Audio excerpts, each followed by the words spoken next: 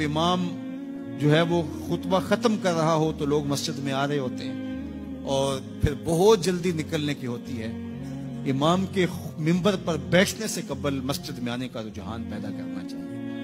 فرمایا گیا کہ جو شخص جمعۃ المبارک میں سب سے پہلے آتا ہے اس کو ایک اونٹ ذبح کرنے کا ثواب نصیب ہوتا ہے. جو اس کے بعد آتا ہے اس کو ایک گائے ذبح کرنے کا، پھر ایک بکری، اور جب امام منبر پہ بیٹھ جاتا ہے پھر اس کے بعد عام جو ثواب ہے وہی مرتب ہوتا ہے. وہ جو خاص ثواب ہے اولیت کا وہ پھر اٹھا لیا جاتا ہے. اس لیے کوشش کریں. میں سمجھتا ہوں اس میں ہمارے خطباء کا بھی بہت قصور ہے کہ بعض کا منبر سے کوئی مربوط گفتگو نہیں ملے گی، کوئی منظم کلام نصیب نہیں ہوگا اور کوئی با مقصد بات لوگوں تک نہیں پہنچائی جائے گی تو لوگوں کی دلچسپی نہیں ہوگی، لوگ پھر دیر سے آئیں گے. ایک تو یہ بات بھی ہے، لیکن دوسری بات یہ ہے کہ ہمارے ہاں عمومی طور پہ اجتماعی رویہ یہ ہے کہ مسجد میں دیر سے جانے کا فیشن.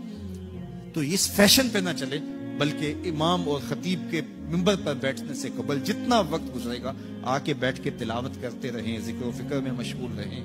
جتنی دیر آپ کو انتظار کرنا پڑے یہ آپ کے لیے خیر و برکت کر رہی ہے. اور پھر آئیں اور پوری گفتگو سنیں اور اس گفتگو کا یقیناً نتیجہ آپ کی زندگی میں مرتب ہوگا. اور اگر آپ سمجھتے ہیں کہ میں بہت زیادہ مصروف ہوں اور کوئی آپ کو کام ہے تو شریعت نے آپ کو اجازت دی ہے کہ آپ لیٹ بھی آ سکتے ہیں. لیکن اذا نودی للصلاۃ من یوم الجمعۃ فاسعوا الی ذکر اللہ وذروا البیع، وہ حکم دیا گیا جب جمعے کی اذان پکاری جائے تو اس کے بعد پھر آپ کاروبار نہیں کر سکتے، پھر کاروبار کرنا حرام ہو جاتا ہے آپ کے اوپر. وذروا البیع، پھر خرید و فروخت چھوڑ دو، پھر تم چل پڑو اللہ کے ذکر کی طرف. پھر تمہارے اوپر لازم ہے کہ تم ذکر کی طرف چل پڑو. اللہ تعالی ہمیں 5 گانا نماز کی توفیق عطا فرمائے اور اہتمام کے ساتھ نماز جمعہ کی توفیق عطا.